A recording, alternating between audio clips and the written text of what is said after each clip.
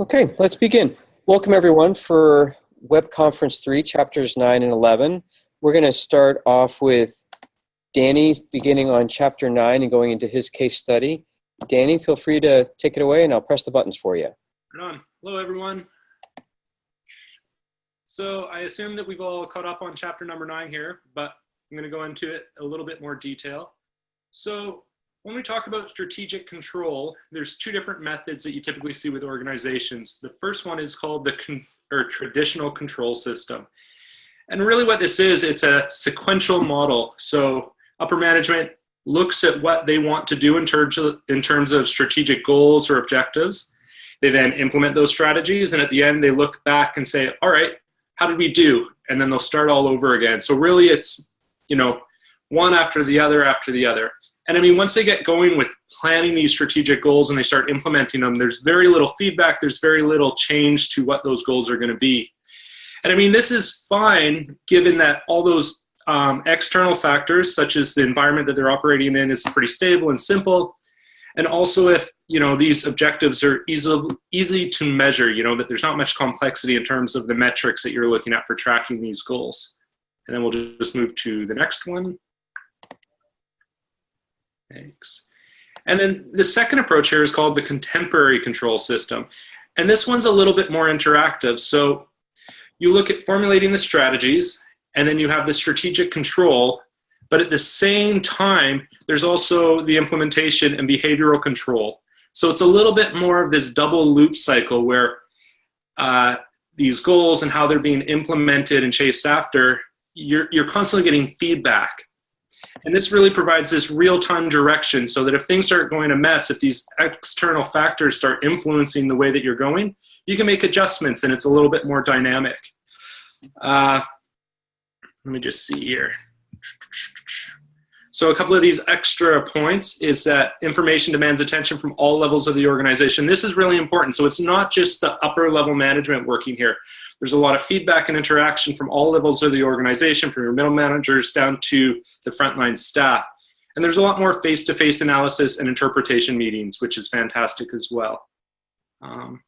Great, let's go to the next one. So I was asked here to share a company or an organization that I thought took this contemporary approach. So the group that I'd like to share with you is Toyota, if we jump to the next slide. And I imagine that everyone's familiar with Toyota. I'm guessing that if any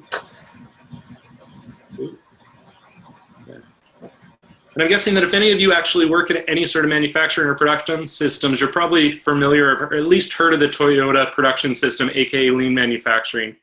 And I mean, this is really a revolutionary system that they created here.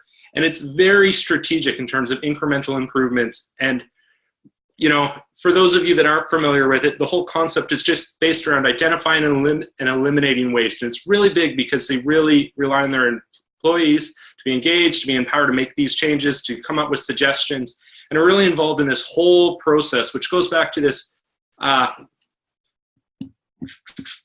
contemporary approach where you're dealing with, this strategic alignment with some of these employee engagement and behavioral controls. And I mean, I really like this quote right here in terms of that double loop connection. And this one's actually from the CEO of Toyota. And I'll give you guys a second to read it. But basically what they're saying is that as you're developing your company and you're growing it, you need to bring your employees along with them. And if you sort of follow to sync with this, you're going to end up with a lot of strategic problems. And maybe we'll jump to the next slide. So how are the promises and goals and strategies monitored, tested, and reviewed? Now, Toyota is huge. They're the world's 13th largest company as of 2016. And so they approach this as they create their global strategic vision, and then they really empower their local regional markets to translate these strategic plans and these strategic goals into local goals that they can implement within their market, and then they can adapt so that it's not a one-size-fits-all. And really, this is a holistic approach to growth. Again, they're carrying their employees along with them. And it really allows them to not just measure, but then also create these benchmarks. So here we are now. What are our ideas of how to make it better? And then you go back and you sort of assess that again. So that's that plan, do, check, act, and assess model there. And I mean, again, this whole foundation of the Toyota production system and their way of doing business, it all comes down to this simple philosophy that there's always a better way. So even if you're great, you can always be a little bit better and a little bit better from there. And I think this next slide is a really nice visual here that shows you just exactly what Toyota's global vision is. And I mean, if you can see it, I'll let you read through it on your own, but down at the base of this tree is all their philosophies or principles for how they operate their business.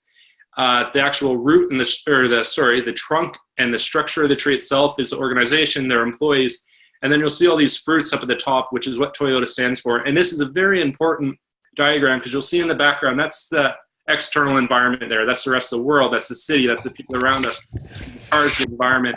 And really, they're just putting their whole philosophy in perspective of how they fit into the world as a whole. Any questions on this? Feel free to raise your hand or comments. Tim Wirtz, go ahead. So what the global vision, do they often update this, or is this kind of something that's set and it's like that for a decade, or what's the story? A little bit about, that's a really good question. So, I mean, they are still a publicly traded company, so they are still beating to that quarterly output that you'd expect. But I mean, they're kind of interesting as well because they really look at their vision, both short-term and long-term. So, I mean, a lot of times Toyota will invest in the future. So let's say you were looking at purchasing a building, for example, versus leasing a space. A lot of companies might look at a short-term game and say, we're only going to spend $100 right now. But Toyota really takes into that perspective and says, no, we're in this for the long haul. We'll also take into account what's down the road and we'll invest in these assets. So a little bit of both. And I mean, I think it also depends, depending on their environment. I mean, Toyota's had some serious recalls, which you know will instantly cause them to have to reevaluate their whole strategy and about how they're doing business, how that impacts their brand, and some of that consumer perceptions that revolve around them. All right, great, thanks. Yeah. So Christoph popped in that this is Kaizen. Danny, do you agree that this is Kaizen? Continuous improvement? Sure, that's one of the many tools that Toyota's invented. I mean, if you get into the Toyota production system, there is tens, if not, 100 different lean tools. The Kaizen is one of them, where it's just this group gathering where you get together in a single meeting space, you try to solve one specific problem, and it really involves the collective of individuals with different talents, inputs, and thoughts. So yeah, that's one of the many Toyota production tools. Well, I'm on the MIT sailing team, and we use Kaizen for racing. Okay. And one thing that we used from the Sloan School was we wanted to use navigational apps using the stars when we sail at night. Yeah. And so the assignment was everyone had to download a different astrological app, bring it on the boat, and then we had to open all the apps up at the same time next to each other and see which one was the best. And then when we all agreed which one we collectively agreed was the best one, then we deleted all the apps and downloaded that one. And that's how we chose it. No, and it was pretty cool. It was cool. I've never actually done it before, but we've been able to win races using that technology. But there's also, and I wonder if you can comment on it, do they make any comments about ego? Do they make any reference to ego at all? You know what? I'm not sure. I read the book, The Toyota Way, a few years back, which was really interesting. And they might, and Michael, I really like that example. I always find it really interesting when you can take these ideas that are come up, create on a manufacturing floor and translate them into something totally different, like sailing and apps. I mean, that's fantastic. It was fun. It was fun to do. Christoph has his hand up. Christoph, would you like to say something? Yes. Hello, everyone. Yeah, I just wanted to ask you, Danny, do you think this kind of approach or vision to business, is it something that is more common to see in Japanese companies than we could expect from US companies, for instance? Definitely traditionally. I mean, Japanese companies as a whole, they have a lot more pride and respect in their business, But I think what's I've seen, and I think what a lot of people have probably noticed in the last decade, is that a lot of American companies have recognized the success that comes from these Japanese businesses and are really trying to bring it into their own organization. I mean, it goes right back to that first point where really this is the Toyota production system, but in North America, companies like Ford and GM will call it lean manufacturing. So. Yeah, okay, thanks. Yeah. And Danny, the reason I asked about the ego thing is, according to the MIT folks, and from my experience of using this, it won't work with a big ego. Like there's just it all has to be, basically everyone has to be on the same common goal. Like our common goal was making the boat go faster. That was it. But the whole idea of someone being, I know how to do better not than you, or I'm better at this thing, there's actually zero room for it. And I kind of liked it, but basically the smaller the ego, the better the Kaizen thing worked, and the whole lean management thing, because everyone had a common goal. No, that's a fantastic point, and thanks for bringing that up. And you're completely right, especially when it comes to any sort of this group gathering where you're bringing people together, especially from different levels of the organization. If you don't have that selflessness approach to it, quickly you have those power dynamics where one person dominates the conversation, and it may not be for the betterment of the group. So great point. Okay. Any more comments for Danny? Good. Are we ready to move to the next study? Yep, great. Okay, Danny, thank you for your participation. Thanks for listening. And Enrique, are you with us? Let me unmute you. Can you hear us okay? I am. Can you hear me? Yes, Enrique, we can hear you just fine. How are you? Perfect. Good. How are you guys? Good. Can you see the slides from where you are? I am, yes. I have 3 monitors where I am, so I think I can see all slides. Oh, you're being master of the universe today. Good. Yeah, master of, don't get me started. It wasn't a very good day today. So my topic is behavioral control. So let's move forward. We just talked about contemporary approach to strategic control. I wanted you guys to look at this. This was actually in the book, and it's a very good graph on how these things work together. This relationship between formulating strategies, implementation, and control are very highly interactive with each other. So, we typically think of, we formulate a strategy and we implement it right away, but there's this strategic control component in the middle that helps us implement it the right way, and how to set the tones in the organization. So the 2 types of controls are information control and behavioral control. So you can move on to the next slide. So both types of controls are necessary for conditions for success. So the information control is whether the firm is doing things whether the firm is doing the right things, and behavioral control is whether the firm is doing things right to implement that strategy. So the next slide is information control. It's an ongoing process. It entails scanning and monitoring the external environment and monitoring the internal environment. So questions like, do the organization's goals and strategic fit within the context of the current strategic environment are applicable? Information control is part of the ongoing process of whether the organization is learning, it's updating, it's meeting challenges and the assumptions of the underlying strategy. So we can go on to slide 5. Behavioral control, questions that come to mind are, what are the 2 compelling reasons for an increased emphasis on, oh, actually, no, I'm reading this wrong. This is slide 4. So behavioral control focuses on the 3 main levers that drive a company. So those 3 are the culture, the rewards, and the boundaries. And here is a nice diagram of these things interacting with each other. This is next slide, yes. So here's a question. So organizational culture shapes a firm's what? Is it A, people and control systems, B, people and organizational structures. No, go back. Don't reveal it. C, people's organizational structure and controls system. So guys, what do you think? Is it a combination of people and controls, people and the structure, or people, the structure, and the control systems? So for some reason, the polling option has gone away. Let me. Oh my God, Michael, stop giving the answers. Shh. Let me try to Press find escape. this.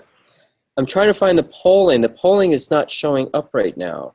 Okay, everybody's actually voting. So Danny says C, Chris says C, Sean says C, Tim says C. It looks like everybody's saying C. Let me see. It looks like 1, 2, 3, 4, 5, 6, 7. How many people do we have here? Do we have 7? We have 14 in total. Okay, so let's see. Looks like everybody, 1, 2, 3, 4, 5, 6, 7, 8, 9. We have 9 C's. 9 C's. I'm gonna probably assume that it's, a good portion of you guys think that it's C. Yeah, so we can go on to the next slide. Voting, so it's 9 out of 12. Okay, so yeah, so about all of you say C. Well, guess what? The correct answer is C. Thanks for I wonder how they got everyone. that. I don't know how they got that. Building a strong, effective culture is a function of, our organizational culture is a system of shared values, which is what's important, the beliefs, how things work in that organization, and that if you see that strong smiley face, that's the correct answer. No, go back. That's the correct answer. So organizational culture produces organizational behavioral norms, which is the way we do things around the organization. So you can move on to the next one. So how do you sustain the effective culture? Well, you have to cultivate it, you have to encourage it, and you have to fertilize the culture and maintain an effective culture. You storytell, you have the CEOs give these, pep talks to the entire organization and encourage employees that way. So you can go on to the next one. So here's another question, and please don't skip ahead. So questions, rewards and incentive systems are all of the following, except which ones? Anyone guess? Is it A, they are powerful means of influencing an organization's culture? Is it B, they are they are focused efforts on low priority tasks? Is it C, they can motivate individuals and collective task performance? Okay. So majority of you guys are saying it's B. So the question was, rewards and incentive systems are all of the following except they are focused efforts on low priority tasks, which is true. So if you scroll over to the next one, we'll have the, no, go back. Forward. If you go forward, these are the rewards and incentive systems. This is what it is comprised of. They're powerful means of influencing the culture. They focus on high priority tasks. They motivate individuals and they collect task performance. They can be a way to motivate and be part of this control mechanism. So these are what these rewards and incentive systems are. We can move forward. So evolving from boundaries and rewards so evolving from boundaries to rewards and culture. How do you achieve this? So typically in a traditional setting, this is how it used to be. There used to be a lot of boundaries, and if you want to move to a rewards and cultural, if you want to transition into these, then the systems of rewards and incentive coupled with a strong culture means that you have to hire the right people. You have to train people in these cultural values that the institution imposes. You have to have, managerial role models in the firm that values these things, and you have to have a reward system that clearly is aligned with the goals, the objectives, the vision of the firm in general. So let's move on to the next one. So I chose Wells Fargo because it's all over the news, and many of you guys have heard what's been going on, but if you haven't, don't worry, I will walk you through this. So background, founded in 1852, headquarters is in California. It provides, banking services. Here are some of the things that they focus on, the private banking, the wealth management that's misspelled. There is an ex-CEO, which was John Stumpf. He was all over the news. He was testifying to Congress. I don't know if any of you guys had the opportunity to see it. So Wells Fargo's market cap as of yesterday is $226 billion. So that's Wells Fargo in a nutshell. So let's move forward. So here's the case. So in September 2016, Wells Fargo was issued a combined total of $185 million in fines for creating over 1.5 million checking and savings accounts and 500,000 credit cards that customers never wanted or authorized. So the scandal was caused by an incentive compensation program for employees to create new accounts. It led to about 5,300 employees being let go, and about $5 million set aside for consumer refunds. So if we move forward, let's break this down for Wells Fargo. What was the cultural value? What was important? What was the belief? Well, the belief was that all clients should have 8 accounts because 8 rhymes with great. This was actually pulled from an annual newsletter or an investor newsletter that the CEO had written to investors saying, hey, we want to strive that all our clients have 8 accounts. And the reason was because it rhymes with great. Do whatever was necessary to open these accounts was pretty much the value. The reward system, how does it do it? Well, the more accounts you open, the more money you receive. That's what these employees were told to do. Boundaries and constraints, I don't believe they had any. If you guys think so, you can raise your hands and say, hey, I have a boundary or constraints that Wells Fargo had, but I don't think you can come up with one. But if you move on to the next slide. So what should be done? What was the suggestion, potential improvements to each of these 3 areas? Well, the cultural value, maybe you can provide ethical training modules once a year. So focus on applicable situations. For instance, it's the end of the quarter.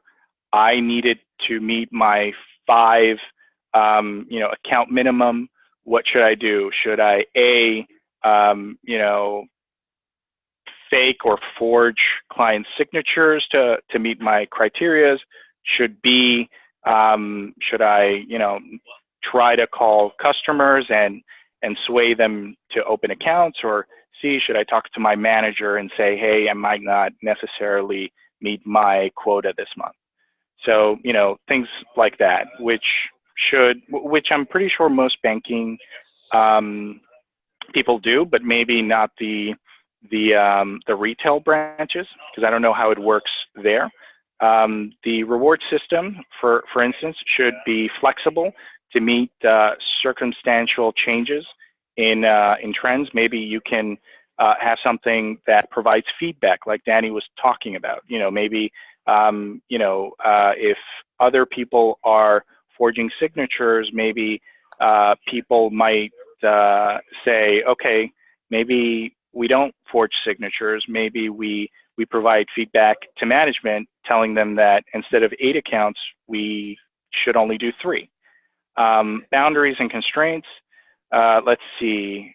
So maybe someone needs to audit these high generating producers. So if you have someone who is opening 15 accounts for clients, maybe someone should look into that.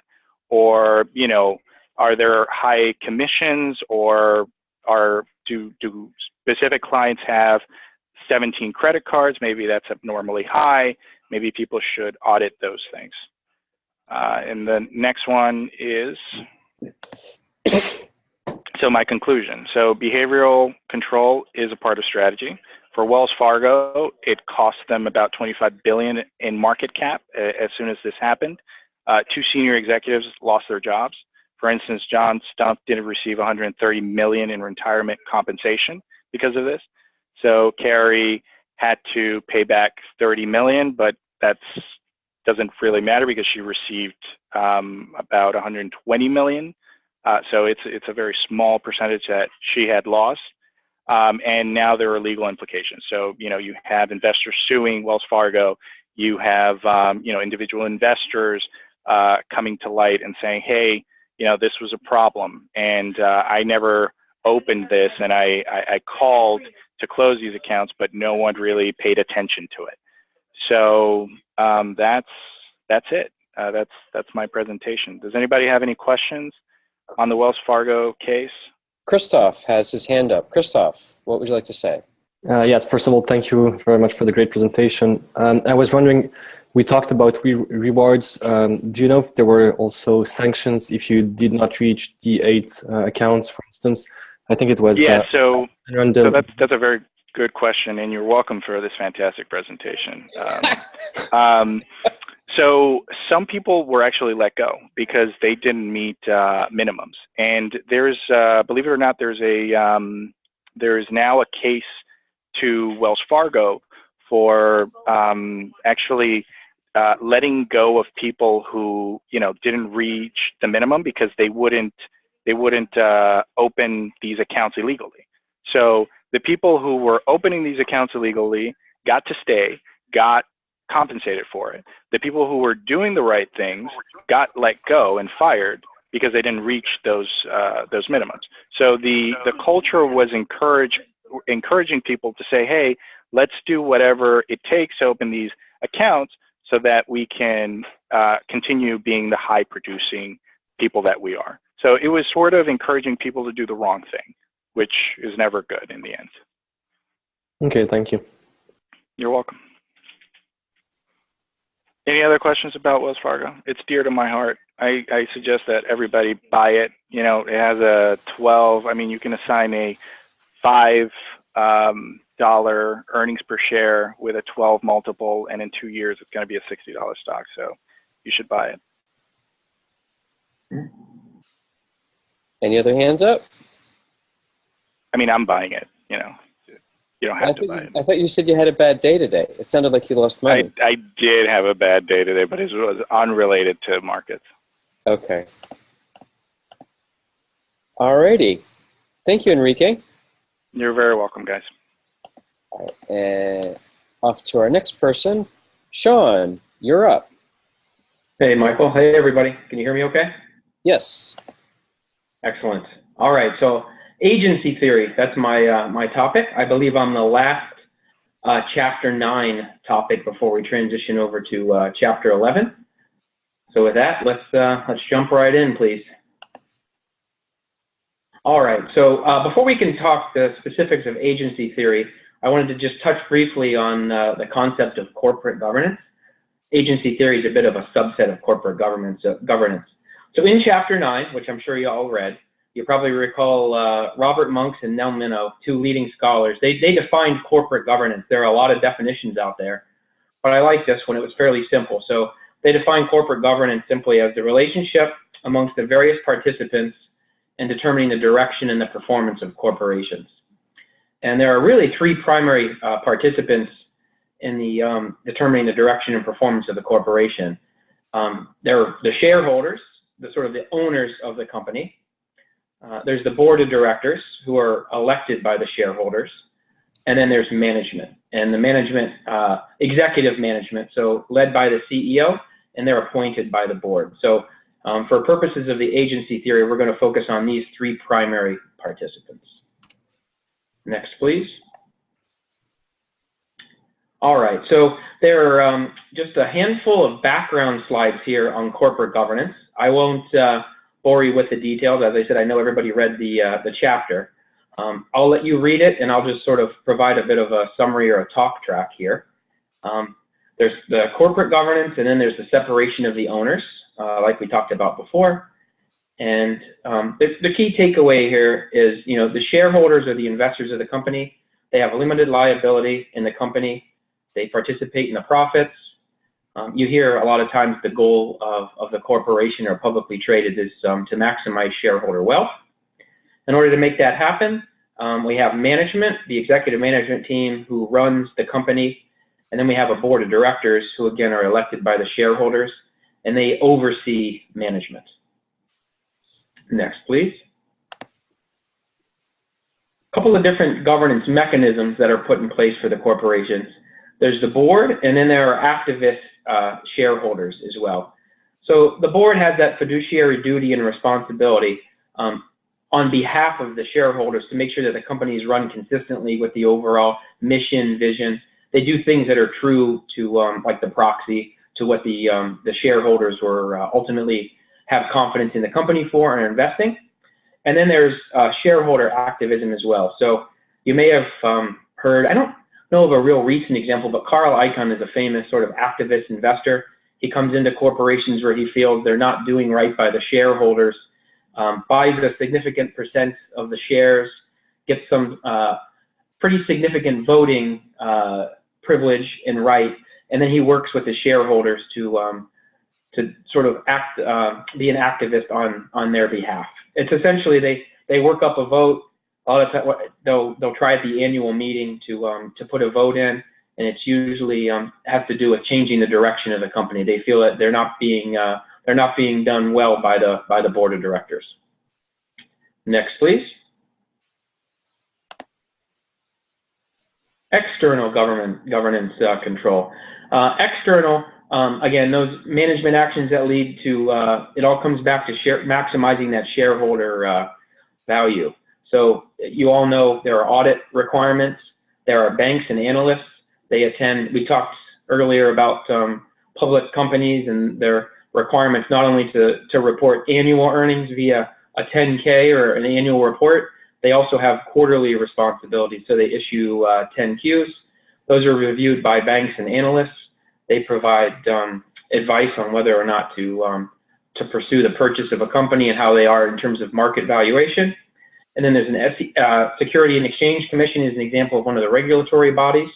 And then there are also media and public activists, which are also very powerful in this space as well. Next, please. All right, so enough, I guess, of the background there on corporate governance. So really getting into the meat here. And I feel that if you can see that little picture, sometimes a picture is the easiest way to explain this. So agency theory is really focusing on the relationship between the principals and the agents. So instead of memorizing that, let's just think through this. So the principals are really the owners of the firm or the shareholders, and then their agents are hired by them to make sure that the company is doing right by the principals. So in that little picture there, start at the top. The shareholders employ or elect a director, and then that director is ultimately accountable to the principal.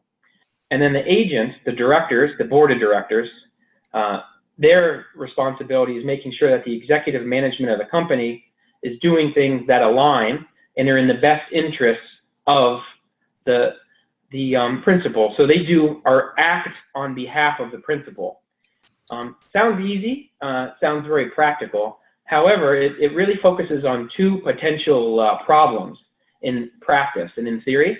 The first one being conflicting goals between the principals of the company and the management of the company. And we have a couple examples of that. And then also effective monitoring. So it's one thing to put a monitoring system in place. It's another to evaluate the cost and the potential effectiveness. That's sort of the other side of the argument. And then the second main problem is the concept of risk sharing. So does the management, namely the CEO of a company, are they taking undue risks on behalf of the shareholders with maybe some sort of ulterior motive behind the scenes? And you can advance, please. All right. So let's dive a little bit into both those problems. So problem number one is when those goals and principles, the goals of the principals and the agents conflict, and it's very difficult or expensive for them to verify what they're doing. So stockholders and management, and a simple example here is, the chief executive, you hear it all the time, they're either spending excessively on fancy artwork, or they have corporate jets, which are, considered by them to be a must-have. And the question always arises, is it excessive, or is would there be better use of the shareholders' money? And then the second one there is managers potentially sabotaging. This is an example of the conflict of interest, where if there's a potential merger, and that merger might be in the best interest of the shareholders, the managers, you hope this doesn't happen, but they may actually downplay or even sabotage or negate that because they're concerned about their employment risk. So if there was a merger, what would happen to their employment? Or maybe even worse, the employment of some of their friends that they've brought over from prior work relations. And then the second problem, if we advance to the next one, when they have different attitudes and preferences towards risk. That's kind of funny. The auto light just went off in my room. Sorry. Hey, there we go. Had to kind of wave my arm to get my light back on. So when the principal and agents have different attitudes and preference towards risk. So good example here, corporate diversification. Corporate diversification may be completely different from the perspective of a CEO and their management team, as opposed to the principals or the shareholders of a company. And next slide, please. I believe we have a poll question. All right. So one of the things here, when you talk about agency theory within the context of corporate governance, is the classic question, should the chief executive officer of the company, the CEO, also be appointed as chairman of the board? So we just have three simple options, yes, no, and it depends. So you can just vote by chat. And can you see the chat, Sean? I can see it. Let me pop in there. Getting lots getting of a lot of C's. That's right. What do I have? 1, 2, 3, 4. I would say I probably don't need to count them all. There's a B, 1 B. And since you and I are voting, Sean, you have a total pool of 13 potential voters. Okay. So that must mean 9 C's, or no, 10 C's, a B, and another C. Okay, 2 B's, sorry, 11 to 2. For C, it depends. A nice gray, wishy-washy. Yeah. So usually what I do, Sean, is I ask each person, an A person, a B person, a C person, to raise their hand and say why they voted that way, so we get 3 people giving their opinions. Good call. Let's do it. Tim, I see Tim Vertz has his hand raised. Tim. Sure. Well, I put C down because I think it depends upon the ownership interest that the CEO has in the company. So if they have a larger ownership interest, they certainly should have the ability to be the chairman of the board. But if they don't have a very large ownership interest, or if they were brought in not as, for example, a founder of the company, then they should not. So that's kind of my reasoning. Sound? Well, it's good. Who said We B? want to find a, yeah. He said C, that's right. Dinesh or Fernando, one of you guys can raise your hand and let us know why you voted that way.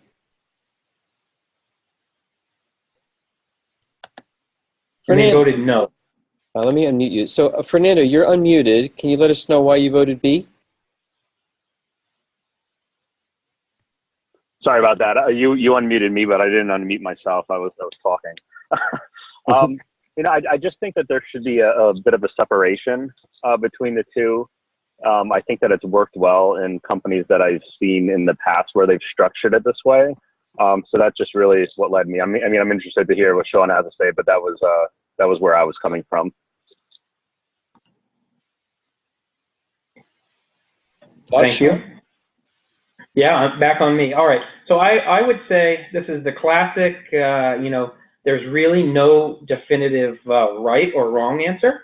I think it's a matter of, stating a case and then supporting it. So in my case, I do agree actually with the minority. So Fernando is right there. If you click to the next slide, I have some supporting analysis on why. Before we click, do you want to hear someone from the A camp? That's a good call. Yeah, sure. Sorry, Okay. I gave away the, yeah.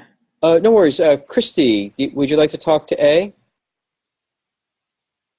Certainly, and thank you. And I think Maya also had an AC also. From the perspective of the CEO and the board of directors or the board, they pretty much have to be not necessarily in lockstep, but they have to understand, appreciate, respect. What are some other words?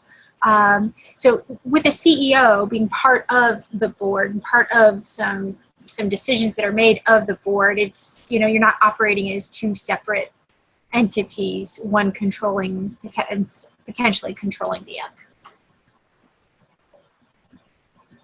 Thank you. And Christoph had his hand up. Christoph, would you like to say something? Yeah, I just wanted to support what Christy just said. Basically, it's also the fact that I guess that's in the US, it's like in Switzerland, basically the board of directors, they only meet, I don't know, like 3, 4, max 10 times a year, whereas the management, they are daily into the operations. So the fact to have the CEO in the board of directors allows a better flow of information, and basically the board of directors might actually get better and less filtered information from someone who is CEO and from someone who is having his nose deep into the company on a day-to-day basis. Thank you, Christoph. Back to you, Sean. Thank you. Yeah, everyone, great points. It's funny, I don't have it in my slide, but when I was researching it, it definitely seems there's a distinct difference between sort of the U.S. and the rest of the world. I know the British model is definitely in favor of a separation, where it's more commonplace in U.S.-based companies to combine the two roles. So take that for what it's worth. But next slide is where I state my position of no. I just feel that they all have very distinct roles, and there are clear advantages to keeping them separate. So where the board of directors is ultimately responsible and reports directly to the stakeholders, or in my example earlier, the principals of the company, I just think don't meddle in management. If you want to manage. If you want to be on a board of directors, hire effective managers, hire effective management, and let them be. I will say that again, I could see it going either way. So in support of my position that the CEO should be a different individual than the executive chairman, keep them independent. I guess I said this earlier. CEO's main job is manage the company, and the chairman's main job is just make sure that they're in line with the expectations of the principals. Two distinct set of activities. Let the CEO and management focus on day-to-day operations, and let the chairman focus on some of the other things we talked around with respect to governance, whether it be regulatory compliance with the SEC or even succession planning for management. And if the chairman is also CEO, it's pretty obvious, but there's just little transparency into their actions. They may, again, make some decisions, and then questions could arise, were they doing that in the best interest of themselves and their team, or was it in the best interest of the principals, the investors in the company? Next, please. All right, so a couple of pretty well-known companies that support my position that was conveniently placed here. So both Microsoft and Google are classic examples of very successful, good-sized companies whom at different times in their history separated. The very successful founders and CEOs stepped away, and stayed on as the chairman. So they didn't want to completely retire and leave, and I'm sure shareholders would not have advised that as well. They want their insights, they want their input, they want that governance that the agency theory is designed to protect, but at the same time, they knew and respected the fact that it was time for them to step away from day-to-day operations and let a qualified CEO come in. And then the last slide is, or maybe the last couple of slides, are my case. So in a fairly recent example, I pulled this from the Wall Street Journal. So that's a picture of Jamie Dimon. He's the chairman and CEO of JP Morgan. And in summary, it's just a quick example of activist investors voting to split Mr. Dimon from that role. They were unsuccessful in trying to do it, but they had some activist investors pushing for that. And if you click the next slide, I think I have just a few more details on.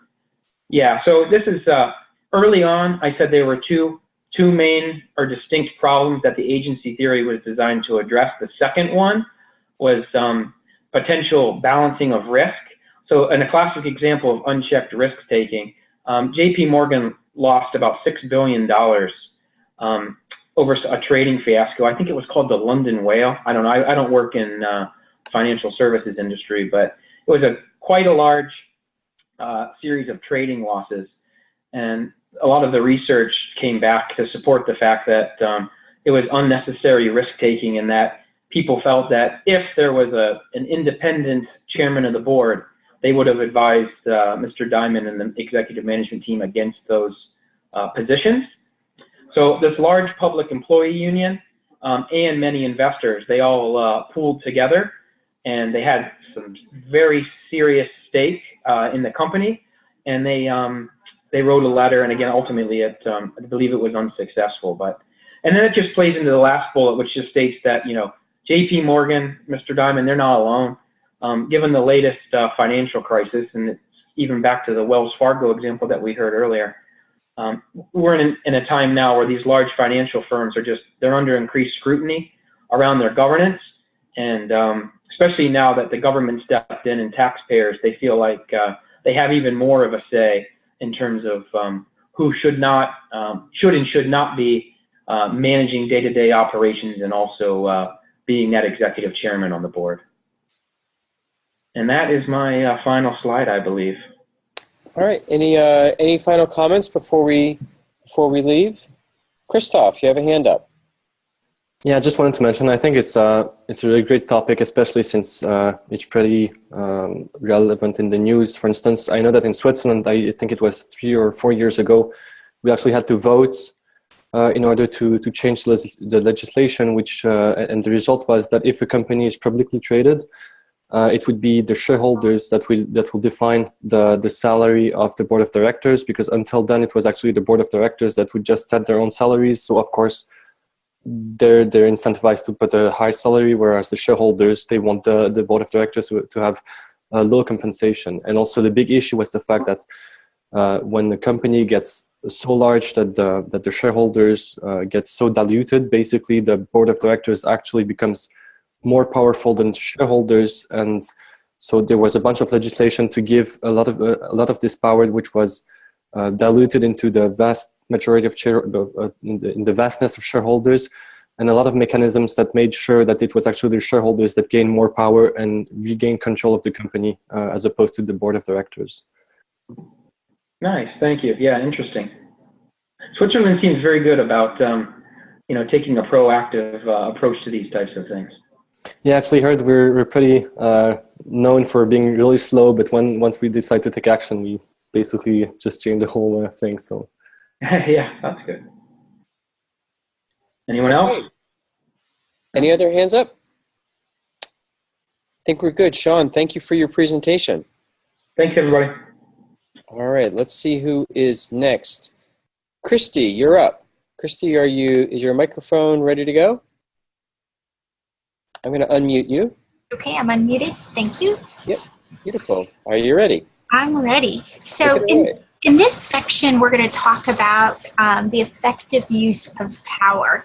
And so we're going to start the next slide and look at a leader's base of power. So a leader derives his or her power from different sources or different bases, as you can see from this chart. And the chart classifies power as either organizational or personal.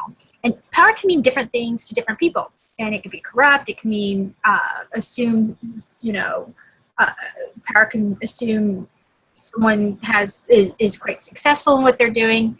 And some folks don't assume that their power has any influence on them at all in terms of the way they manage.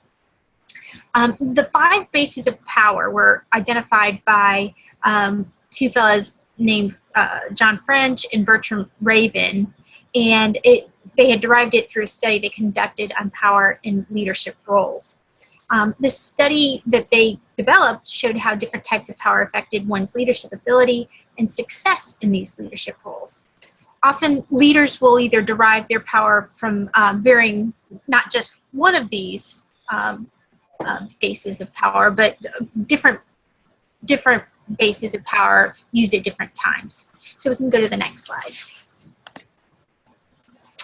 The topic today is the effective use of power as it relates to Bob Iger. And Bob Iger is the CEO and the chairman of the board of the Walt Disney Company. And so I work for the Walt Disney Company, and obviously we're all very familiar with Mr. Iger, his personality, his charisma, how he leads, and he's known as an innovative leader. And I'm sure quite a few folks are aware of Bob Iger and his leadership style, but he promotes innovation. He also embraces risk taking. So he is one that is not he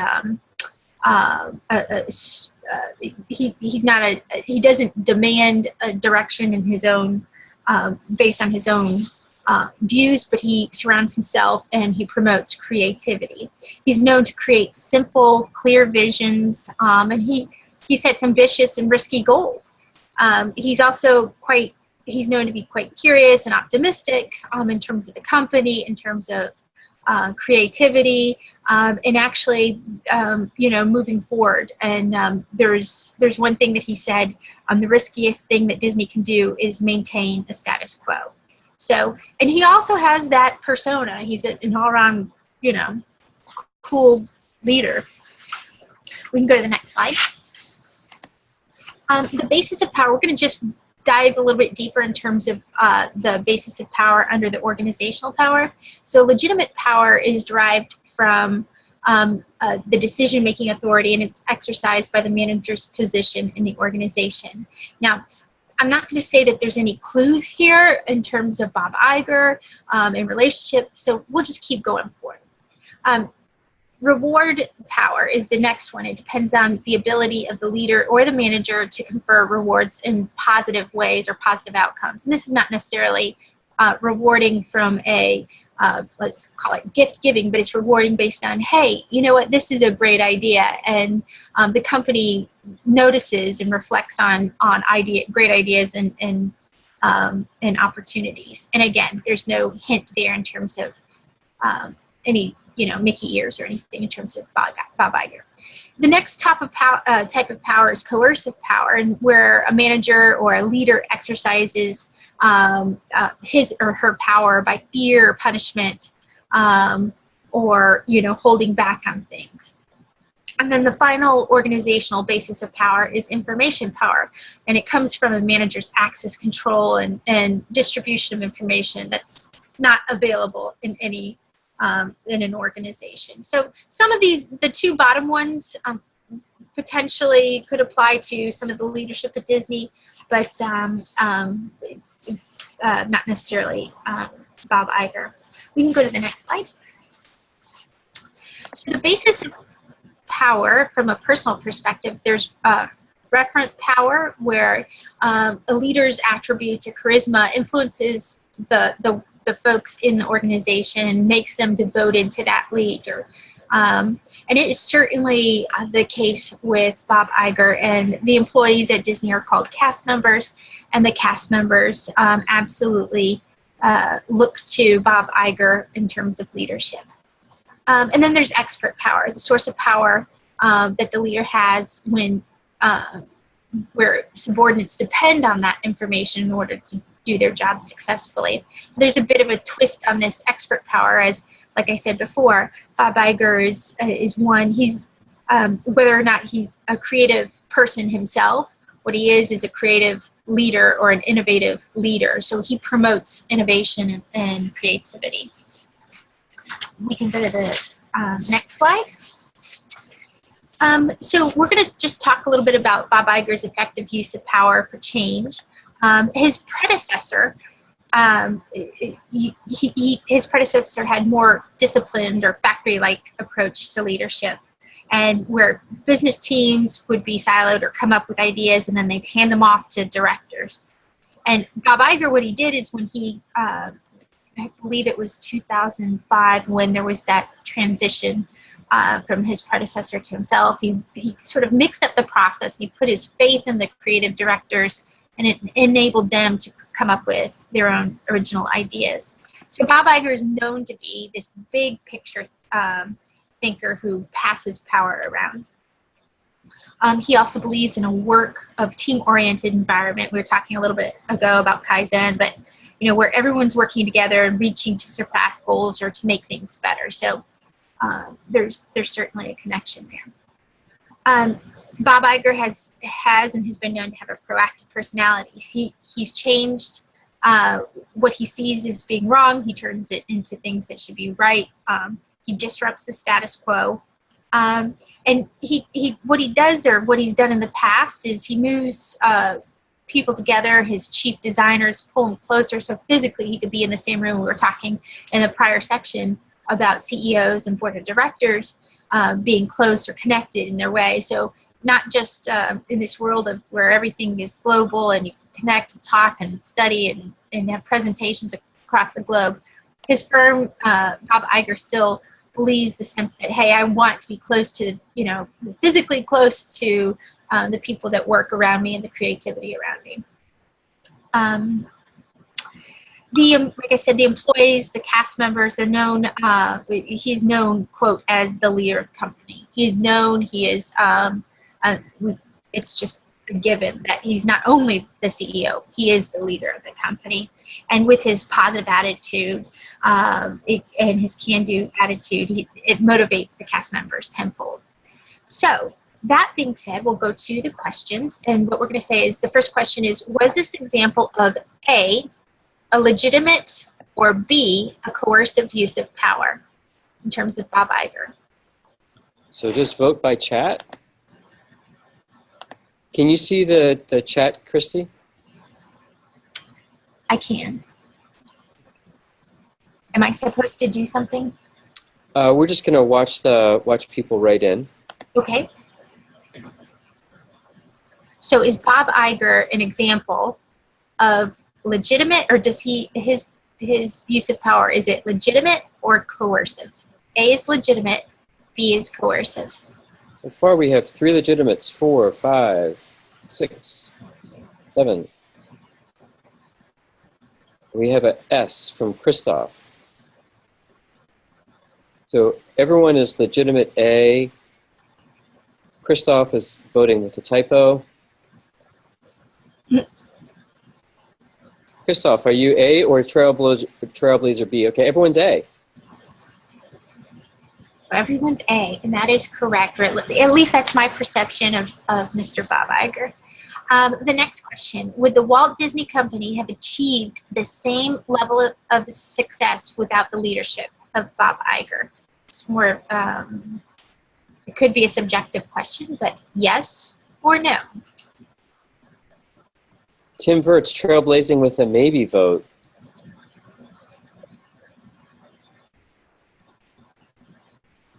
Al, we got an A from Al. I'm curious about your maybe, Tim, by the way. Tim, would you like to share with the maybe while people are voting, so maybe you can influence the election? Well, again, it could be, what are you going to who are you comparing him to? You could say no, because then you would compare him to someone that would be worse or not have legitimate power. But there could certainly be someone more charismatic, of maybe a higher character standard that people like even more.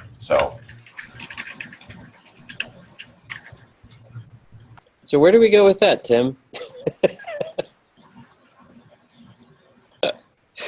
I don't. Okay. I still stick with maybe. I mean, Okay. Now, Serby says no. Serby, would you like to share with us your thoughts on that? Yeah, I think it's very difficult to kind of go into the gray area and say, well, I'm pretty sure there's someone out there who's better than Bob. Statistically, that might be true, but realistically speaking, there's a higher chance that a different person may not have had the same strategic skills, and B, the charismatic personality that Bob brought to the role. And Danny is still waving the Kaizen flag for Toyota. Danny, you want to make a comment? All right. No, I just think it's just like what you said. I mean, when you look at things retrospectively, he did a pretty good job. But, I mean, things could always be better, right? And I'd imagine that hopefully his predecessor can learn from, what he did really well, but potentially also what he may have been able to do better. So. And we have a hand up by Sean. Sean? So I could probably tie this back. I believe Mr. Iger is both CEO and executive chairman. So I would say that I think he most likely could have been the chairman of the board, but had somebody in as a CEO, and there's potential that they could have had even more success. So I think by any measure they've been considered a successful company, but I think they could have potentially done more if he were to stay and focus on the appointment and let someone else work the day-to-day management. Okay. Christy, back to you. That concludes this section. Great. Thank you for your case study, Christy. Thank you. Okay, let's see who we have next up. Emotional intelligence. That is Serby. Serby, do you want me to try to make you co-host on this? Yes, please. Okay.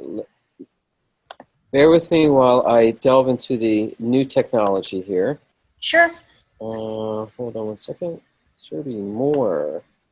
Make co-host. You are now co-host. I think you should be getting a thing asking you to accept that. You might be getting a message giving you an invitation. I'm showing you as co-host now. Okay. And I just gave you control. Okay. And I can pause my share if your share isn't working. Yeah, if you don't mind. Okay, so I'm going to hit pause share. Okay. And now you're driving. Okay. All right. Okay, can everybody see this? Yes. Okay, I'm gonna That's change. good. Let's see. Okay. All right. So, ooh, I can also see chat here. I can take care of the chat. Oh, okay. So I don't have to touch anything, right? Nope, just your slides. All right, so the topic was emotional intelligence, and now that we have discussed all the strategic skills and activities that leaders must do in order to be effective and high performing, we move on to, you know, who they should be, like what exactly are the qualities that make a leader a great leader. In the 90s and early 2000s, Daniel Goleman, who is a psychologist and a journalist, wrote a Harvard Business Review article titled "What Makes a Leader?" And he coined the term emotional intelligence, which is, you know, essentially someone's capacity to not only recognize their own emotions, but also those of others and create a more nurturing environment. A great leader, according to Daniel Goleman, has 5 aspects.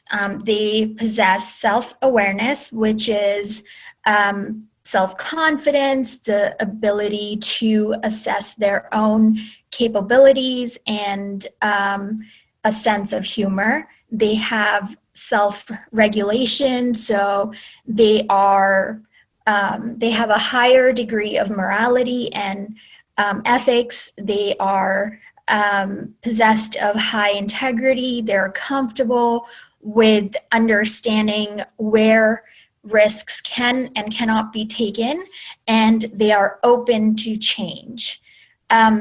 A great leader also has ample motivation for themselves and for those around them. They are essentially great cheerleaders without being just cheerleaders. They are passionate about what they do, and they are always willing to share that passion with the group. They also have a high degree of empathy.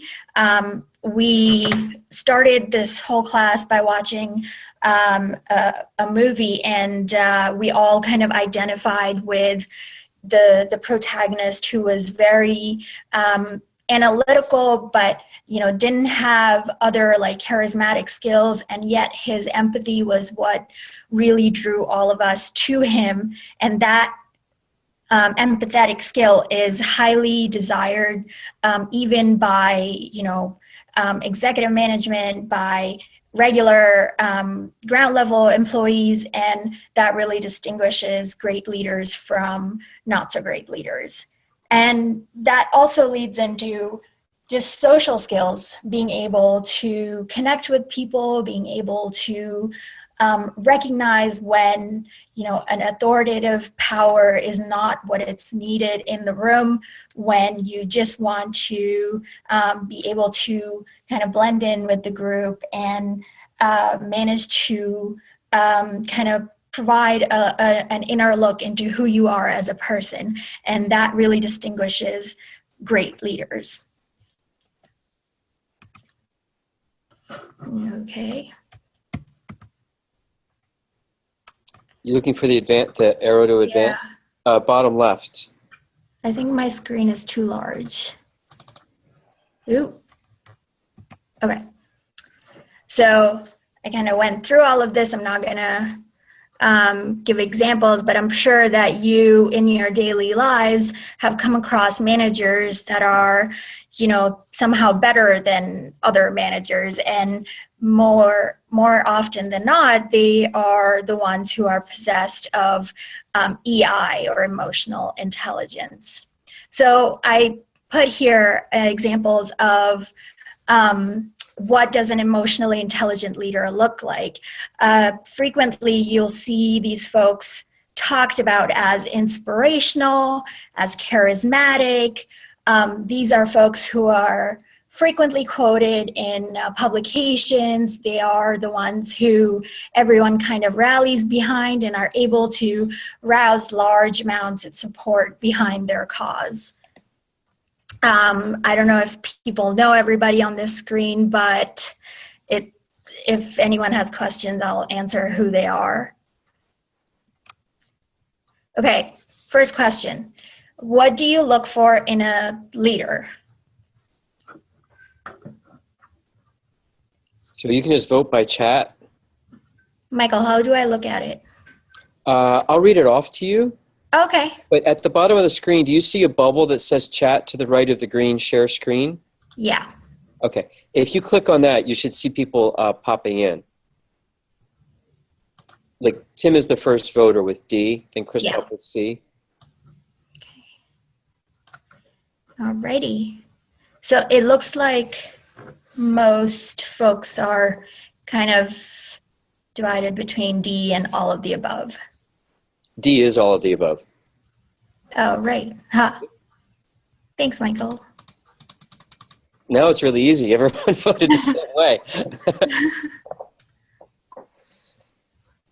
Okay, so it does look like everyone has chosen all of those qualities.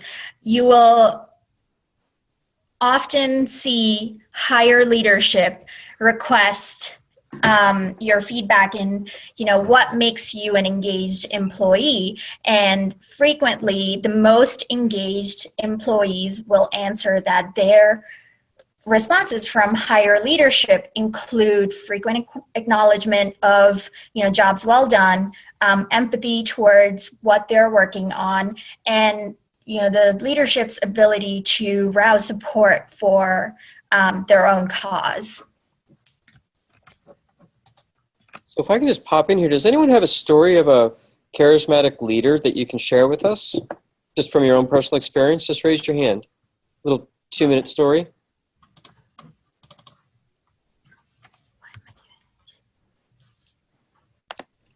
I see no hands. What does that mean? So I can share a story from my own workplace. Sure. I work with the executive director of Total Rewards at Harvard University. And if you don't know what Total Rewards is the entire employee benefits package of anyone who is a full-time employee at Harvard University. This woman has total control of not only how the healthcare prices are regulated, but also, what kind of offerings are offered to new employees, how they're maintained, what retirees get, etc. She actually goes and says good morning to an entire group of 60 people every day, and has stories that she remembers and frequently reminds people of each of the employees. So she'll ask about folks' children and their siblings, things that are happening in their lives.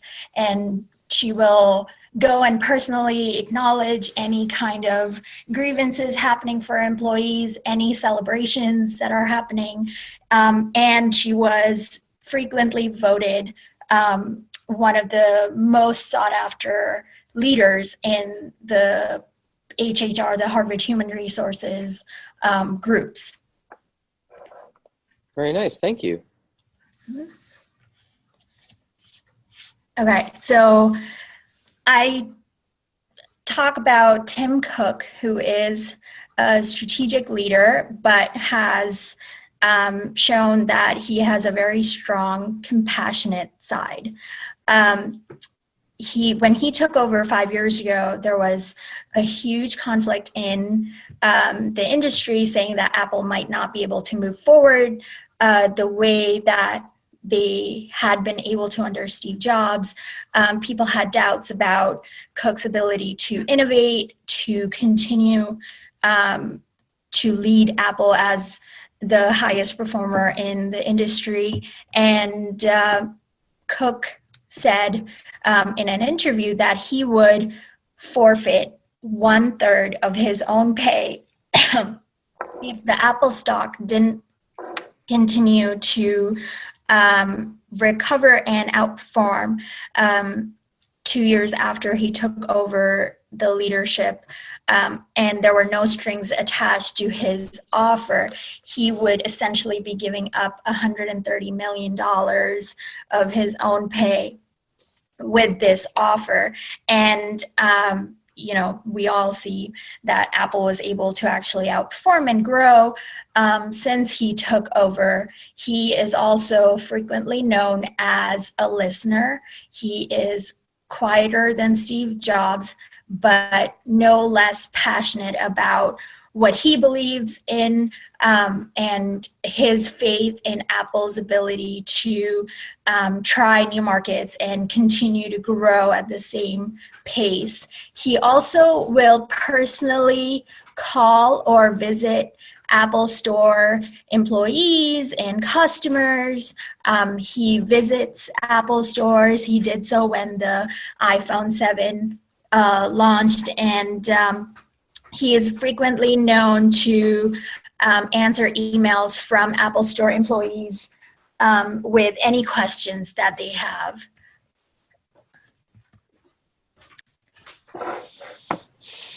So the five main characteristics of a great leader, which I believe Tim Cook is his self-awareness, his ability to take smart risks, his ability to find qualified employees, and therefore, you know, continuing consistent growth for the company.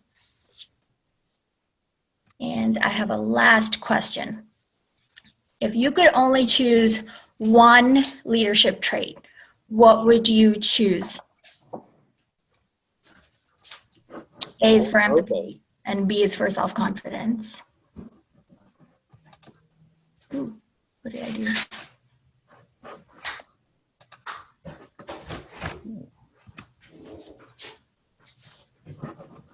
I think I lost the chat. I have it. It basically, everyone is coming in with empathy, and we've got one self-confident, two self-confidence, three self-confidence. So would one person from each side want to elaborate? Yeah, can we get an empathy person to raise their hand and make the case?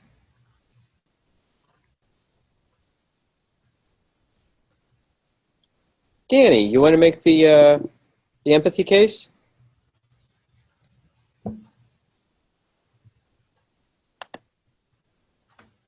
Sure, no problem. Sorry, I was having a hard time unmuting.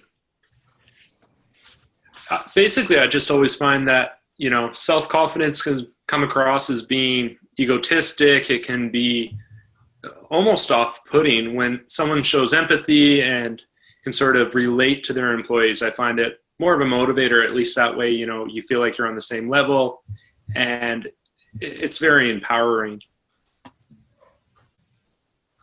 And self-confidence. Who would like to raise their hand on that one?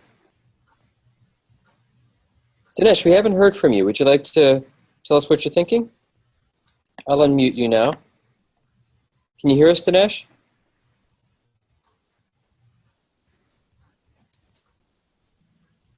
Dinesh?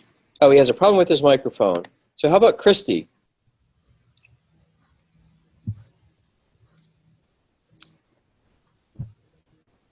Fernando, you want to answer it? Hey there, can you hear me? Yes, go ahead. Great. Hey, you know, so I chose self-confidence, and the reason being that, you know, if I didn't believe in a company or what they were doing, I wouldn't be working for that company to begin with. So, you know, out of a leader, I would want somebody who's very self-confident in their abilities, not only to whatever we're selling or whatever we're providing to the community, but in themselves. The empathy to relate, I mean, it's just not what type of worker I am. You know, I'll be able to understand what the business can offer me, and I'll choose to work for that business. So, I mean, both are important, but for me, self-confidence is one trait I would pick if I had to pick just one. Thank you, everyone. And someone raised their hand. Let's see who that was. Christoph. Oh, Christoph. Yeah, it was just basically, I also think empathy is extremely important, maybe even more important than self-confidence. But the thing is, if you only have empathy and you have no confidence at all, then you're just listening to everyone, and everyone has got different opinions. And in the end, you're just not going anywhere if you have zero confidence. So I think you you need a little bit of confidence in order just to, once you've collected advice, just take a direction and stick to it. So that's great. Thank you very much, Christoph. It's a fine line between self-confidence and being judgmental, and there is also a very fine line between empathetic and being a pushover. And there is a constant debate between higher leadership talent development on which side to nurture more, on what makes a better leader. So I don't have an answer for you. I hope someone somewhere comes up with a resolution. The last thing that I want to show you is this recent research that Harvard Business,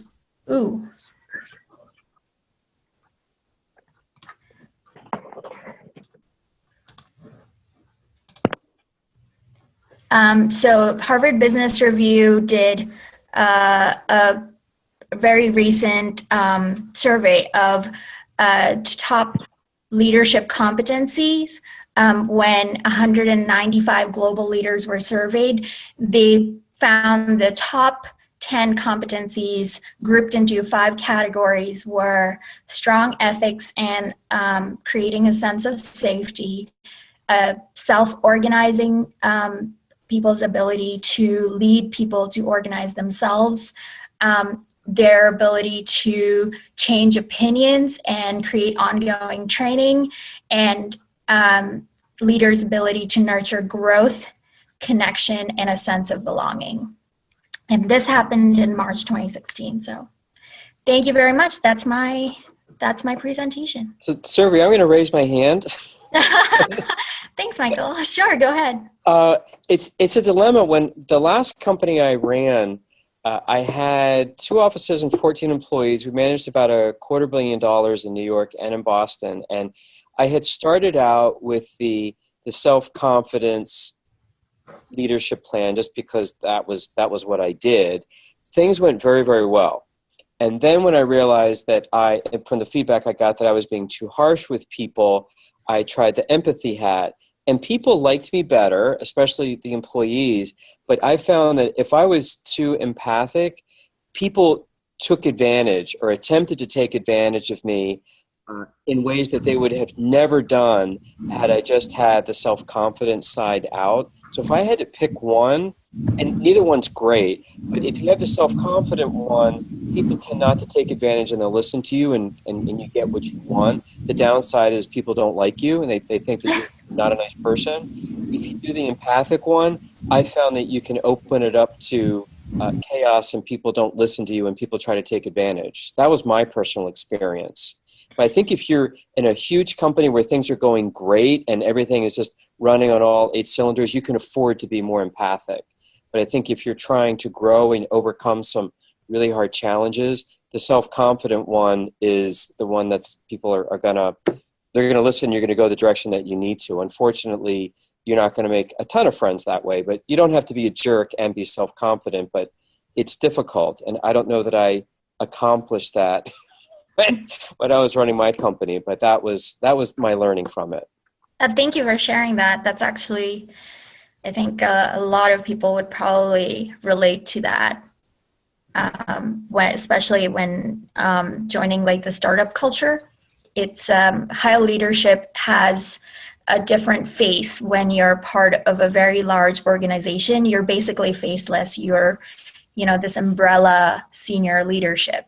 But in a smaller company or a startup company, higher leadership is, day to day on the ground. So self-confidence probably yields more results, but empathy is something that is probably looked for more in a startup culture.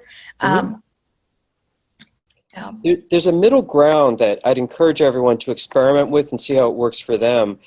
I put back on the self-confident hat, but at the same time, I individually went to my employees and asked for their advice on certain things. And I sincerely really needed their advice.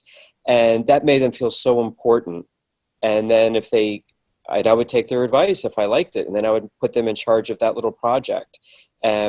People felt very important, and they liked me better, and everyone did a great job. So that might be something for people who are doing the self-confident path.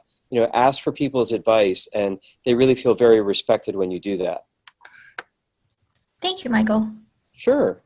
So thank you for your presentation, Serby. So I'm going to stop sharing. Yeah, so you're going to stop sharing, and then I'm going to go back to mine, and let's see if we can do the handoff. Okay. All right. So now we're ready for Fernando. Fernando, are you on the air with us? I am. Can you hear me? Yes. Serby, that was a perfect handoff. Thank you very much. And Fernando, you're on the air. Begin. Okay, great. Hey, guys. Good to be here with you. The last presentation, I believe, for today, so I'll jump right into it. As I'm presenting this, I just like everyone to just think about how their organization might hold up some of these key issues that we're talking about. Hint, it will be a poll question later in the presentation. So, Michael, ready for the next slide? Okay. Okay, so what's a learning organization? A learning organization enhances the long-term viability of the organization. It ensures a capability of adapting to change in the business environment, and of course, there's creativity within the organization. It also helps organizations succeed in highly competitive markets. So I know I was looking through some of the literature we received during the on-site residency, and a lot of the places that we work, the participants in this class come from highly competitive markets. So that's why I'm asking everybody just to think as I go through some of this information, how it's applicable or how this kind of fits in, and is this being used in your organization? Successful, and just at the bottom, a nice little call out, successful, innovative organizations recognize the importance of having everyone involved in the process of actively learning and adapting to the ever-changing circumstances. So, things change so fast, and obviously with the evolution of the internet, we're sharing information at lightning speeds. Just to share a quick little example, I currently work for a startup pharmaceutical company, and we're launching a product, and this will be my 6th pharmaceutical launch. So when they brought me over, there's a couple marketers on the team that didn't have any launch experience. So they asked me when I first came in, they said, if we have to know the number one thing about launches, what would it be for pharma? And I said, it seemed like back in the day, in my first launch, which was about, I would say 12 to 13 years ago, you were able to launch and I'm sure this is applicable outside of pharma as well, but you were able to launch a bad product with a really good agency. And now it's kind of evolved where, information sharing is so readily available through Facebook, through Twitter and everything else, where you have a bad product, it reverberates throughout the whole internet in a matter of minutes. So now you really have to make sure more than ever that you have your organization set up as a learning organization. So next I'm going to share with you 6 key elements. So Mike, if we could just advance the slide there. Okay. So these 6 key elements, what's important to realize here is that each of these elements are important and they're necessary, but not independently sufficient, which means if your organization has maybe 3 or 6 of these, that's not enough.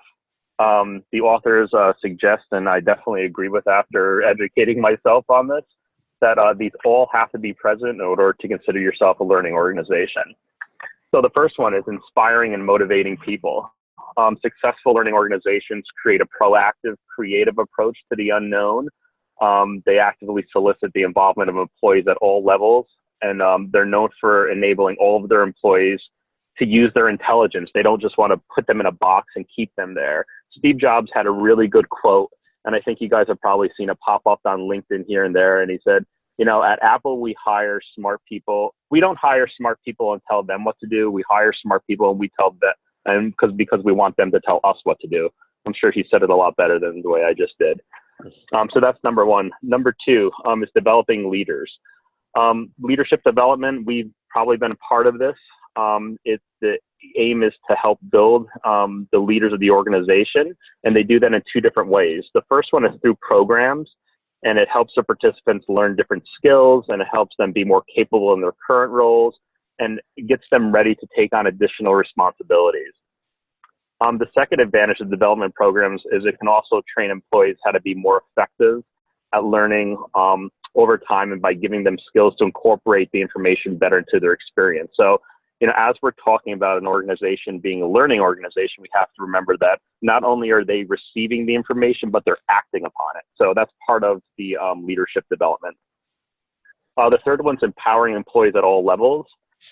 So a manager's role becomes one of creating an environment where the employees can achieve their full potential and help move it towards the organizational goal. I was really fortunate. Jack Welch was speaking at the business school, and I went to the talk, and one of the biggest takeaways was when he tried to get the point across about what a manager actually does. I actually wrote it down because it resonated with me. And he said, after you get promoted and you start managing people, it's not about you anymore, it's about them. So, you're becoming the coach and the information provider, you're becoming the teacher, the decision maker, the facilitator, and ultimately the supporter of your employees. And you want to empower them to feel free to share this information freely of what they learn and what they understand throughout the whole organization. The third one's accumulating and sharing internal knowledge. So we see that effective organizations also redistribute information and knowledge. How often have we all seen on the call? How often have we all seen that certain departments in the organization, in the same organization, withhold or misdirect other functions in the organization? And we all forget sometimes, and we've heard it plenty of times, that we're all on the same team. We're all playing for the same company. And it's something that's really hard for organizations to grasp. And the more that when I first read this, it kind of stood out at me. And I said, I don't know if that's the way that any organizations that I've been a part of have if they participate in this regularly. And the more that I think about it, it's you know what, there are plenty of times where you could help out somebody else who's not in a department, and you just kind of say, you know what, that's their issue to solve. So, different departments, just because they're not aligned to that particular task or function, doesn't mean they don't have something to share. So there has to be a method for distributing that information internally. The next one is gathering and integrating external information. So in this course, we've explored the SWOT analysis, and we reinforced the importance of the survival of business with the SWOT analysis. So recognizing opportunities as well as threats in the external environment is vital for firm success. As organizations and environments become more complex, they evolve rapidly. We need a system in our organizations to make sure that we're learning as much as possible. And the last one is challenging the status quo and enabling creativity. So we see that if a firm is successful in becoming a learning organization, it has to overcome a bunch of barriers. Complacency is one of them, complacency in the status quo. There's systemic barriers that we see when you walk into an organization that has been established over time and it hasn't evolved with the time. There's behavior barriers. We just had a really great presentation about different behaviors that might inhibit the ability for the organization to move forward. We were talking a little bit about empathy versus self-confidence. If you have some senior leadership, 2 companies ago, we had senior leadership who they were known for just being, bulldozers. They didn't really listen to employees, and a lot of the same issues we discussed in the previous presentation. When stuff changes at the top, it does trickle down throughout the rest of the organization, and it helps enable creativity because people feel that they are empowered to bring their ideas to wherever it could help in the organization. So in the text, it says something that really resonated with me. It says the best way to encourage a change is to celebrate your mistakes. So we're going to talk a little bit about that in my example. So here comes the polling question. I've asked you guys to think about your organization and some of these elements that I've discussed here. So Michael, if we could just flip to the next slide. So thinking about your current or most recent employment, how would you rate the company as a learning organization? A, my company adheres to all of the 6 elements. B, my company adheres to some of the elements. Or C, my company does not adhere to the key elements. And I could see the chat. Okay. The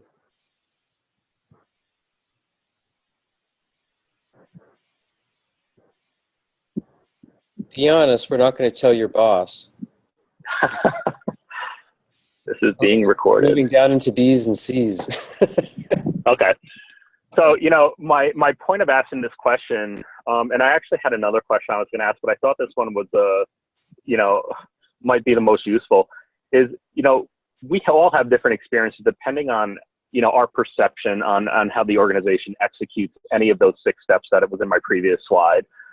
So, no, a company rarely does it perfectly. There's always something that they're lacking. There's always something that could be improved. But later on in the presentation, I'm going to show why it's really important. So for my case study, we wanted to pick out a company and see a company that's known as a learning organization, and we wanted to rate them on these six key issues, or on these 6 key steps. It was really hard because I started thinking about the larger organizations, either that I've been a part of or the more well-known organizations. We had Toyota at the beginning of the presentation. That's the one that they use in the book for this particular section. And they really drill down and they figure out exactly why issues happen. And they don't seek to just resolve the issue, but they want to fix the issue. So I actually decided to go with a company that we all know that is relatively new, or within the last 10 years. Michael, if you could just advance to the next slide. Everybody's favorite waste of time during the day, Facebook. So we take a look at Facebook, and one of the reasons why I was able to look and get so much information on Facebook is because there's a lot out there. So you might want to advance one more slide, Michael. All righty. There's a random one in there. Okay, so Facebook. So what we did is we took Facebook, we rated as a learning organization on a scale from A to F. So we'll talk about these for a couple minutes. The first one, inspiring and motivating people with a mission or purpose. One of the reasons it was so easy to find information on Facebook is because part of their mission is to make the world a more open and connected place. So I have the luxury of living in Silicon Valley at the moment. So I have a few friends that worked at the company. So I called them up over the weekend and I asked, hey, listen, I won't say your name again, but outside of the information that's on the internet, how much of it is accurate? And they said, people believe in the mission. It's probably the first question and the last question that you're asked on an interview when you interview with Facebook. And it's something that they really seek to guide their internal meetings when they're making decisions, if it's consistent with the mission. So I had to give them an A on that. Developing leaders. This was a little bit of a judgment call on my half. So they pride themselves in hiring the best and the brightest. Obviously, people would like to work for the company. They're doing well. A lot of the people that they hire when they're expanding, they go external for it because they really want the experts coming in and leading their organization. My friends did say that there is a decent amount of upward mobility at Facebook, and there are a number of programs that they implement in order to develop people. So yes, they're hiring the best and the brightest at the top levels that have a bunch of experience, but there is slowly starting to be some upward mobility for the lower level workers, if I could call them that. The third one, empowering employees at all levels. They're encouraged, and they have various town hall and forums where they can give feedback to the organization. And there's obviously, like many other organizations, a zero retaliation policy. They tend to be a little bit more open about this at Facebook, where the one friend I spoke to over the weekend said that, if you challenge your boss in a meeting, it's not that big of a deal. You want to hash out how a project's going, or if there's any information you could bring to the table before it's too late, before it gets too far down the road. So I had to give him an A on that just because of what I read on the company, and also what was confirmed with an employee that worked in the company. The fourth one, accumulating and sharing internal information. So the example that I just gave you referred to an external facing project that they were working on. This particular one is internal knowledge sharing, and she also did say there was a similar process of sharing information with internal projects, whether it be processes or some improvements in current processes that they could that they could have a better outcome with employee input. So again, this information shared at various town hall forums or interdepartment meetings. The next one, gathering and integrating external information. This was one that, I mean, Facebook is they react very quickly to the environment. But, you know, recently there was an issue, and I'm not sure if you guys are familiar with their news feed option, that some of the creators of the news feed internal at Facebook, they were manipulating to some extent what would be the top trending stories. So if you think about it, a company like Facebook, or you don't even really have to think that hard about it, a company like Facebook has a huge responsibility.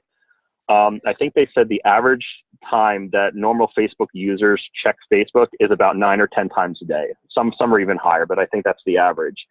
So if you go on there and some things are floating to the top of your news feed that really aren't trending, it's an issue, because they have a responsibility to be truthful, because people are assuming that it's the truth. And if something floats to the top of your news feed during the day, it has to be truthful. So they had a little bit of an issue with that. You know, there was an issue internally, and they did correct that, but there's been other questions that bubble up about, for example, when you're doing video sharing and stuff like that, each time that it starts playing in your newsfeed, that counts as a loop, and it's not supposed to count that way. So that's other stuff they've had to adjust to. So we gave them a C just because, you know, obviously I don't want to be a cheerleader for the company, but, you know, we want to recognize their mistakes and how they've made steps to correct it. And the last one, changing the status quo and enabling creativity. This is something that I think is really excellent that Facebook does, as well as a lot of other companies in Silicon Valley. But, you know, the CEO was quoted as saying, getting it done is better than getting it perfect. So we talked about, in my explanation of challenging the status quo and enabling creativity, to pour champagne on the mistakes. You know, they have these things, my friend was talking about, they're quite the experience, called hackathons, where they're staying up all night and breaking things with coding, and they're building things and trying to break other existing things. And the point is to make things better. So she spoke a little bit to me about the hacker mentality, which means, you know, if you could break it, there's an opportunity to make it better. So they take that approach across all projects. And as long as you're putting your best effort forth, and your heart's in the right place, and you're doing what's right for the customer and for the business, there's really not much retaliation for trying to be creative and failing, which I think is really, really important. And I don't know many organizations, at least not many that I've worked for, maybe the one I'm currently working for, that has done it. But Facebook seems to have cemented this as one of the cornerstones of being a learning organization. So with that, I just want to summarize that and this is one thing that popped out to me after finishing up the chapter. If you could advance to the last slide, Michael.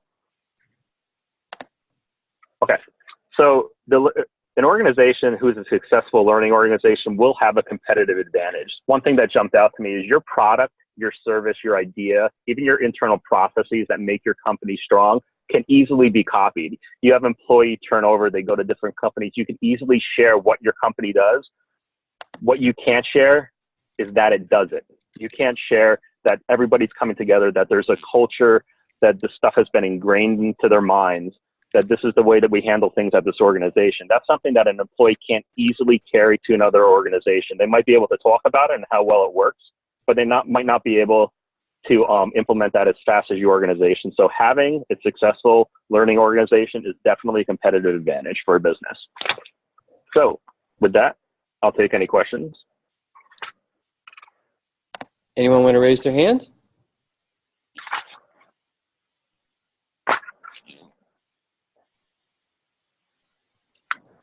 Fernando, you're welcome to ask a question or call on people. Yeah, thanks, Enrique. He said it was perfect, and I think it's because I'm from New York too, and I might speak fast. I thought we were ending at 4:15. Yeah, you know, I'd just be interested. Maybe somebody can share, if you'd like to, an example in your organization, either that did one of these steps particularly well, or another example where they might have messed it up beyond recognition. I'd like to hear. I hate to call on somebody, so somebody please raise their hand. How about Christoph? Christoph, what do you think? Oh, actually, we have a hand up from Sean. Okay, hey, Sean.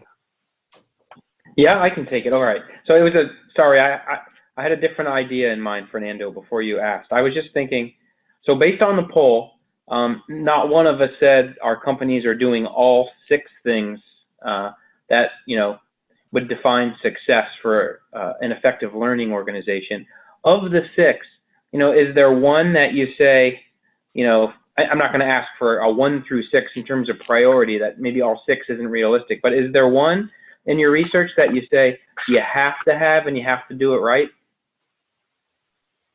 Yeah, sure. And I would just start off with the first one. And that's a great question, Sean, is motivating employees with a mission or purpose. And, I'm really glad that I was part of this conference call, because these presentations flowed so well into each other. That, if you have leadership that doesn't believe in what it's doing or can't articulate the vision or how the organization's going to achieve the mission, I mean, what's left? I mean, you can't have people that are passionate about what they're doing if your leadership doesn't motivate you with its purpose and its mission. That's where I would start off, and I'd probably follow up. Like I said, this one's hard to pick, particularly if you understand that, and it's a great question, particularly if you don't understand that each of these are important, but they're not independently sufficient. They must all be present. So I would start off with a clear understanding of the mission and the purpose, and I would probably follow it up with developing leadership and empowering employees. So 1, 2, and 3. So, Good deal. Thanks. And Serby has her hand up. Hey, Shirley. Hi, I wanted to follow up on your statement about how developing leaders and empowering employees at all levels are very important. Depending on how big the organization is, empowering employees and recognizing talent can be at best muddy. So, like, what is a practical way an organization should think about employee empowerment that, anything other than giving $10,000 bonuses, which would be great? Yeah, that's a fair question, and I agree that would be great, and I would love that. If you're ever my boss, feel free. So I would say this, and I hate to go back on it, but I will start off with the quote from Jack Welch, because that's one of those quotes, you hear a quote every once in a while and it just sticks with you.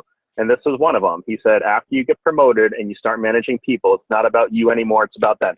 If a manager understands that quote, I think everything else comes a little bit easier. A manager is, what defines a bad manager? And it's a manager who takes credit for your things, doesn't give accolades where others are deserving of them. So I think practically it's getting to know your employees, getting to know what their goals are.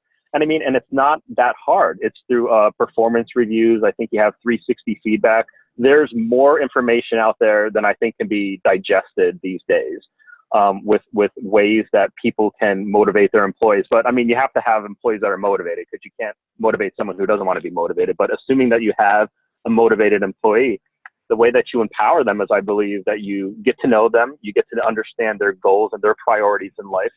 This is where the empathy plays in.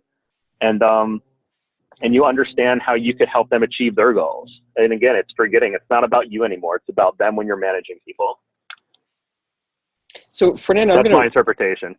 I'm going to raise my hand, because I think I might have an organization that might be hitting all 6 of these. And it's not actually a company, but I'm on the MIT Masters swim team, and I found out that you can go on the MIT sailing team for free by having a gym membership at the MIT Z Center. And they taught me how to sail.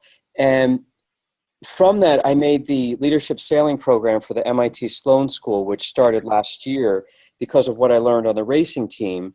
And if we go through each of these, inspiring and motivating people, they will intentionally have a crew of 9 people, where 3 have to be novices, like they've never been on a boat before.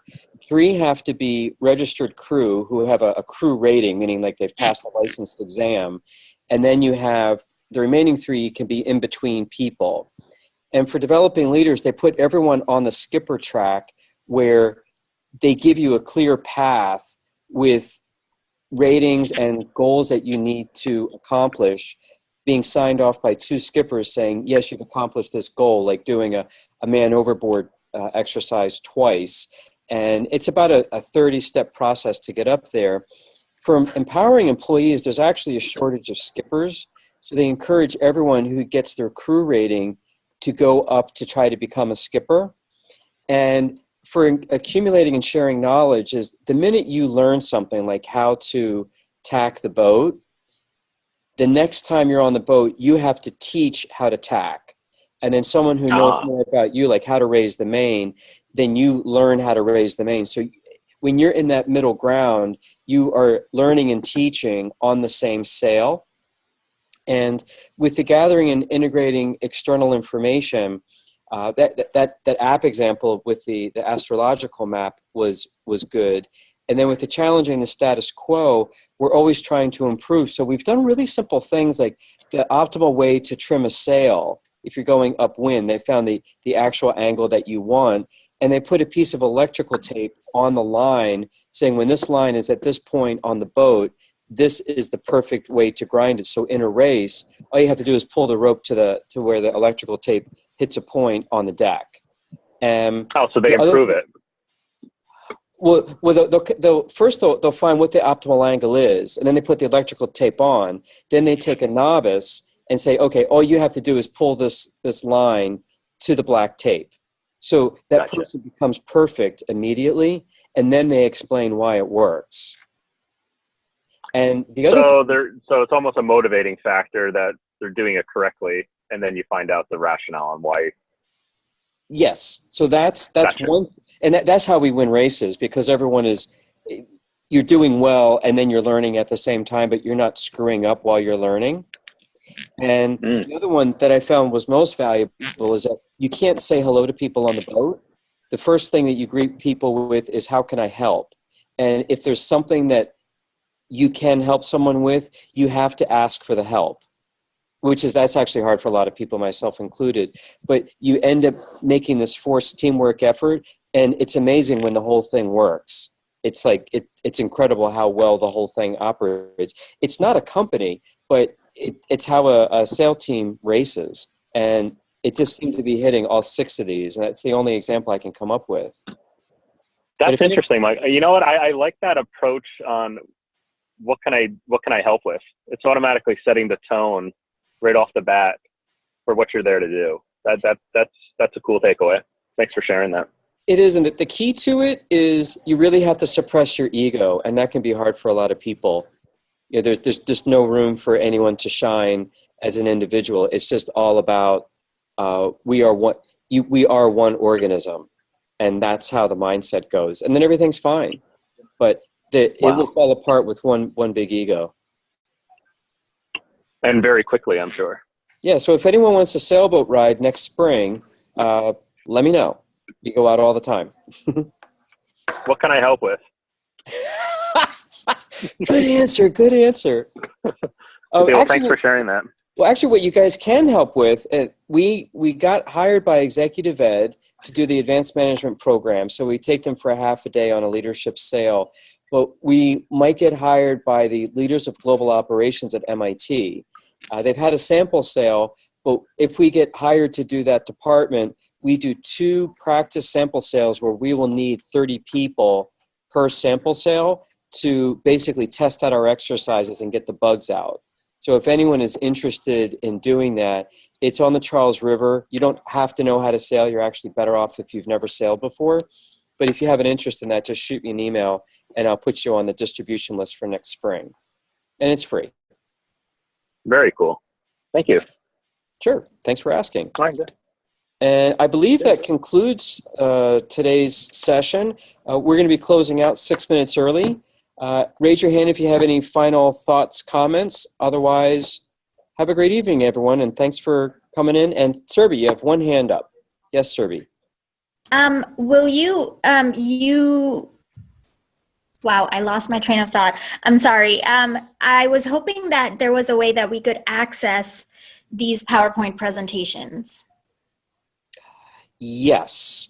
What I'll do is that when I email out the Zoom recording, I'll send out the PowerPoints as well. How's that? Will you do it for the prior web conferences as well? I'm sorry. Yes, I will. Okay, that would be great. Thank you. You know how you could help me? Sure.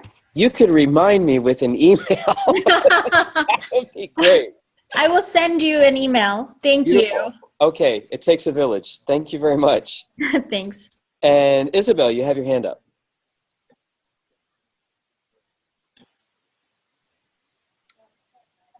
Isabel, go ahead. We're not hearing you, Isabel. How about now? Can you hear me now? Go. Hi. Hello. So I just had a quick question, unrelated to the web conference, but more towards the class. Have we received any grades, or will we be receiving any grades anytime soon on the work that we presented? Because I haven't seen anything. You mean on WAC 1? Yes. WAC 1, I finished. Or what we did on over the weekend. You should be getting those soon, because I know that the professor is going to be grading WAC 1 tomorrow. I grade them first. I grade half of them. Mine are due tomorrow morning when he does his grading on it, and Claudia's 8 are due at the same time. So I know he's going to be doing WAC 1, which leads me to believe that the weekend was already graded. But we graded that. We did our initial grades right after you left at the end of the workshop. And I guess the professor wanted to go over them. I know it's a little slow with them coming out, but I will put a little bug in his ear when I talk to him tomorrow morning. Okay. Yeah, I just wanted to make sure it hadn't come out and I missed it somehow in the emails. I mean, I can tell you this because I don't remember your specific stuff, but everyone did fine. I didn't see any C's, but basically I would say in general, everyone was pretty solid in the B territory. Okay. But I wouldn't be, if you're having panic attacks over, oh my God, I got a D, I'm not graduating, that would be a misfounded fear. Because fear is a false expectation appearing real. Yeah, no, it's that we're getting ready to do our second WAC, so it would be good to know what our strengths are and what we can improve on to make sure that we improve on for the next one. I can give you generic feedback for everyone. This is nothing specific. Make sure that those financials are right. That's usually where people fall apart. That sometimes we'll get these financial numbers that don't make sense. So if you see like a big number, like a double-digit number on anything, make sure that that double-digit number is right, because that's kind of big. So if you're seeing like up 50%, down 50%, make sure that that's right. If you see something in triple digits or 4 digits, then something's like way off. Okay. So that would be the first one. Everyone always has a challenge on the financials. On the other stuff, it's relatively easy. Just make sure that when you do make a recommendation, act like you own the company. So really look at it from every facet and look at where you could be missing something. So you write it up, ask a team member to look at it again and say, am I missing something? But that would be the advice I would just say in general for everyone. And the next class is starting up here, so I'm going to have to take off. If you want to call me, Isabel, if this was incomplete for you, just let me know and you can send me an email. I can talk to you offline.